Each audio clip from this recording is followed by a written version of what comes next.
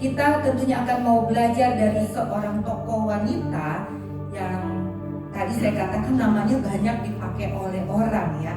Dia adalah seorang yang bernama Hana. Hana dia wanita yang tegar hati. Dia mengalami banyak masalah dan masalahnya itu dikatakan dalam Alkitab bertahun-tahun lamanya. Dan Hana ini dia masalah yang hadir dalam hidupnya bukan karena orang jauh, bukan karena orang lain, tapi karena orang yang terdekat dalam hidupnya ya. Hana dia punya seorang suami, tentunya Bapak Ibu tahu semua, yaitu bernama Elkana. Dan Elkana ini mengambil istri bukan hanya Hana, tapi ada juga istri yang lain, yaitu Penina. Bapak Ibu, tentunya bukan hal yang mudah kalau seorang istri itu harus dimadu oleh suaminya. Ya.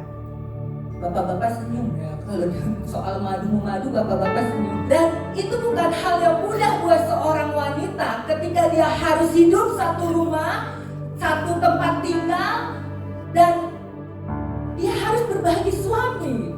Ya, bukan hal yang gampang. Dan itu masalah buat Hana. Selama bertahun-tahun Alkitab katakan bahwa dia mengalami sakit hati. Penina, dia adalah seorang kompetitor buat Hana, saingan. Setiap hari Penina itu dikatakan bahwa dia selalu menyakiti hati Hana. Dia suka mengolok-olok, menghina, mengejek. Kita mau belajar dari Hana bagaimana dia punya hati yang tegar, hati yang tabah, kuat. Ya, meskipun banyak masalah dalam hidupnya, tapi dia punya hati yang tegar sehingga dia dapat melihat bagaimana pertolongan Tuhan terjadi atas hidup Hana. Haleluya. Slide yang kedua, saya akan memberikan satu ayat yang sama-sama kita akan membacanya. Ya, dalam 1 Korintus pasalnya yang ke-13. Suara yang keras dan suara yang nyaring, hitungan yang ketiga. 1, 2, 3. Pencobaan yang kamu alami ialah pencobaan biasa yang tidak melebihi kekuatan manusia. Sebab Allah setia, dan karena itu Dia tidak akan membiarkan kamu dicobai melampaui kekuatanmu. Pada waktu kamu dicobai, Ia akan memberikan kepadamu jalan keluar sehingga kamu dapat menanggungnya. Amin.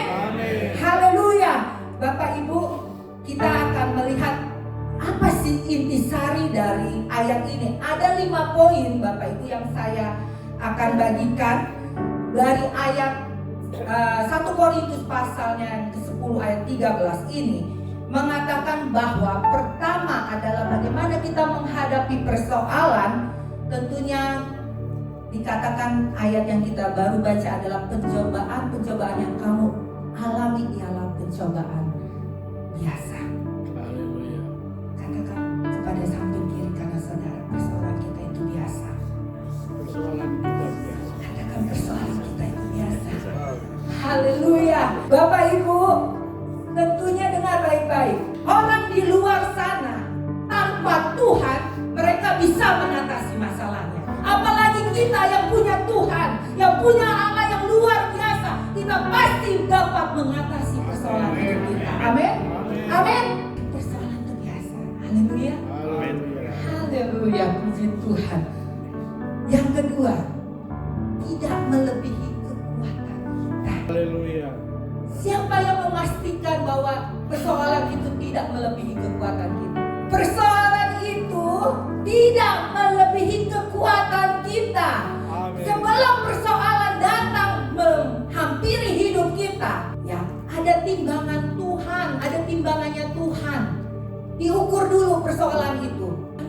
Tuhan tahu batas kemampuan dan kekuatan hidup kita. Amin. Amin. Jadi apa yang kita alami itu tidak akan melampaui kemampuan dan kekuatan. Haleluya. Amin. Yang ketiga Bapak Ibu, Allah kita itu setia.